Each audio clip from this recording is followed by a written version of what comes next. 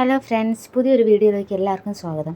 ഇന്ന് നമുക്ക് വളരെ പെട്ടെന്നായിട്ടൊരു ഉരുളക്കിഴങ്ങ് മെഴുക്കുവരട്ടി എങ്ങനെ ഉണ്ടാക്കിയെടുക്കുന്നതെന്ന് നോക്കാം. വളരെ സിമ്പിളായിട്ട് ടേസ്റ്റി ആയിട്ട് ഉണ്ടാക്കിയെടുക്കാം.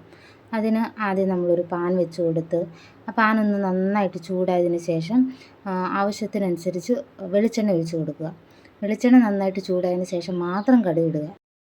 എണ്ണ നന്നായി ചൂടായതിന് ശേഷം മാത്രം കടുക് ഇട്ട് കൊടുക്കുക. ഞാനിപ്പോൾ ഇതിൻ്റെ അകത്ത് കടുകും ഉഴുന്നും ക്യുമിൻ സീഡും ഇട്ട് കൊടുക്കുന്നുണ്ട്.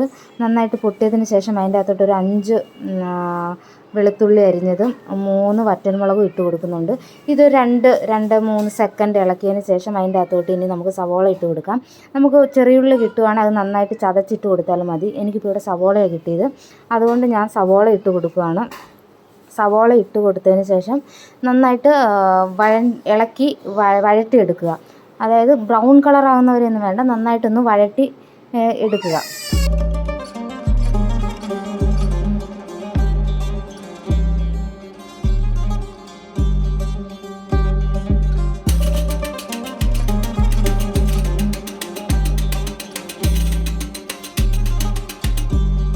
ഇതിപ്പോൾ സവോള നന്നായിട്ട് വഴണ്ട് കിട്ടിയിട്ടുണ്ട്. സവോള വഴണ്ട് വന്നതിന് ശേഷമാണ് ഞാൻ കരിയാപ്പില ഇട്ട് കൊടുക്കുന്നത്.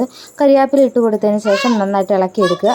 അതിന് ശേഷം നമ്മുടെ മെയിൻ ഐറ്റം ഉരുളക്കിഴങ്ങ് സെയിം അളവിൽ നമ്മൾ കട്ട് ചെയ്തെടുക്കുകയാണെങ്കിൽ വെന്ത് കിട്ടാൻ എളുപ്പമായിരിക്കും. ഉരുളക്കിഴങ്ങ് ഇട്ടതിന് ശേഷം ഞാൻ തീ ഒന്ന് കുറച്ച് കൊടുത്തിട്ടുണ്ടായിരുന്നു. അതിനുശേഷം ആവശ്യത്തിനനുസരിച്ച് മഞ്ഞൾപ്പൊടി ഇട്ട് കൊടുത്തു. മഞ്ഞൾപ്പൊടി ഇട്ട് കൊടുത്തതിന് ശേഷം നമ്മുടെ എരിവിനനുസരിച്ച് നമുക്ക് മുളക് പൊടി ഇട്ട് കൊടുക്കാം. എനിക്ക് അധികം എരിവ് പറ്റാത്തതുകൊണ്ട് ഞാൻ കുറച്ച് മുളക് പൊടി ഇട്ട് കൊടുക്കുന്നുള്ളൂ. ആവശ്യത്തിനുള്ള മുളക് പൊടി ഇട്ട് കൊടുത്തതിന് ശേഷം ഞാൻ സവോള വഴറ്റിയപ്പോൾ ഞാൻ ഉപ്പിട്ടിട്ടില്ലായിരുന്നു, അതുകൊണ്ട് ആ ഉപ്പും കൂടെ ചേർത്ത് ഞാൻ ഇപ്പോഴാണ് ഇട്ട് കൊടുക്കുന്നത്.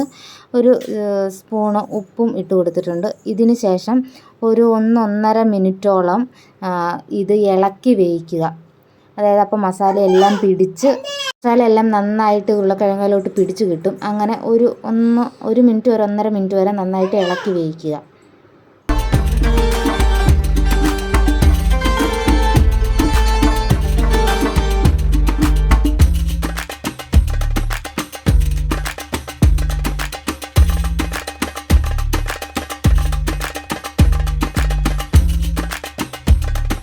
ഇപ്പോൾ ഇത് ഏകദേശം ഒരു 1.5 മിനിറ്റ് ആയിട്ടുണ്ട്. 1.5 മിനിറ്റ് ആയതിനു ശേഷം ഇതിങ്ങനെ തട്ടിപ്പൊത്തി വെച്ച് ഇനി നമുക്ക് മൂടി വെച്ചൊരു 7-8 മിനിറ്റ് വരെ വേവിച്ചെടുക്കാം. അതിൻ്റെ ഇടയ്ക്ക് ഓരോ മിനിറ്റ് കൂടുമ്പോഴത്തേക്കും ഓരോ 3 മിനിറ്റ് കൂടുമ്പോഴത്തേക്കും എടുത്ത് തുറന്നൊന്ന് ഇളക്കിയിട്ട് കൊടുക്കണം. അതായത് ഇത് മൂട്ടി പിടിക്കാതിരിക്കാൻ വേണ്ടി.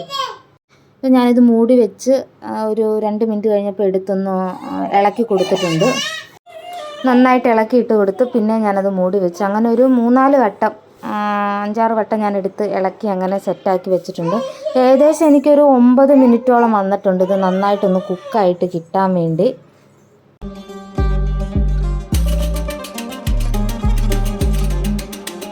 ഇപ്പം ഇത് ഫുള്ള് കുക്കായിട്ടുണ്ട്, നല്ല രീതിയിൽ കുക്കായി ഉപ്പ് പിടിച്ചിട്ടുണ്ട്, മസാല എല്ലാം റെഡി ആയിട്ടുണ്ട്. ഇനി നമുക്കിത് പാത്രത്തിലോട്ട് സെർവ് ചെയ്യാം. ഞാനിപ്പോൾ ഒരു 4 ഉരുളക്കിഴങ്ങാണ് എടുത്തത്.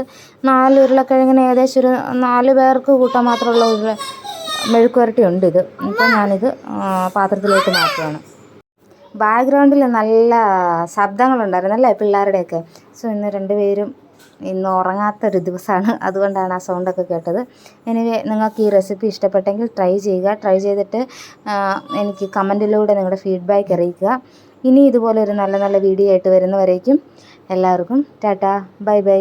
ലൈക്ക് ചെയ്യാനും ഷെയർ ചെയ്യാനും സബ്സ്ക്രൈബ് ചെയ്യാനും മറക്കല്ലേ.